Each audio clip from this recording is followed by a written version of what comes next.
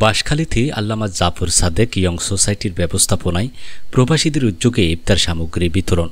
চট্টগ্রামের বাঁশখালী হতে আমানত করিমের প্রতিবেদনে বিস্তারিত।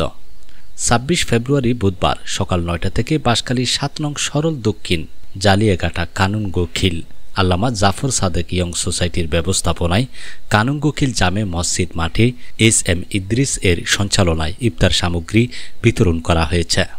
উক্ত অনুষ্ঠানে বক্তব্য রাখেন জুমহুরিয়া বালক বালিকা মাদ্রাসার সিনিয়র শিক্ষক আল্লামা জাফর সাদেক, মুফতি মাওলানা ফয়জুল করিম, কানুনগোখিল জামে মসজিদ কমিটির সাবেক সভাপতি মোহাম্মদ তৈয়ব সওদাগর, আলহাজ হারুনুর রশিদ চৌধুরী, বাজার ব্যবসায়ী কমিটির সভাপতি ডাক্তার মুক্তার আহমদ, মোহাম্মদ আবদুল্লাহ, মাওলানা হাবিবুল্লাহ সাদেকি, এস.এম. আব্দুল গনি।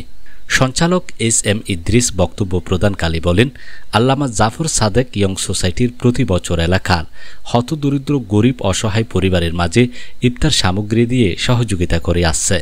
বিশেষ করে এই বছর ছোলা, চিনি, পেঁয়াজ, তৈল, মুড়ি, চিরা, সেমাইসহ প্রত্যেকটি পরিবার যেন নির্বিঘ্নে ১০ দিন ইফতার করতে পারে, সেই পরিমাণ সর্বমোট ৮০টি পরিবারের মাঝে নেতৃবৃন্দ ইফতার সামগ্রী তুলে দেন।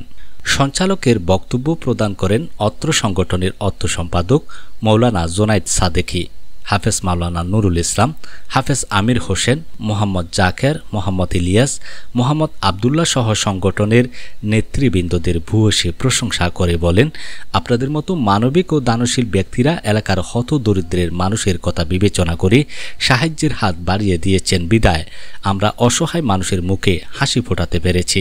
পরিশেষে অত্র সংগঠনের প্রবর্তক আল্লামা জাফর সাদেকের মোনাজাতের মাধ্যমে ইফতার সামগ্রী বিতরণ সম্পন্ন হয়। প্রত্যেকটা সংগঠনের মধ্যে গতানুগতিক কমিটি থাকে, আর কমিটি নগরী দেখানো নাই ফতফত দিবি যাতে বাক বাটোয়ারা নয়, স্বাভাবিকভাবে আমভাবে যাতে মানুষ বিয়াগুন কি করতে পারে, আর সদস্য যারা আছে সমানভাবে যাতে রাশারাশি নয়, সমানভাবে যাতে হাজ করতে পারে। আমার এলাকার সম্মানিত মা বোনল, আসসালামু আলাইকুম রহমতুল্লাহ।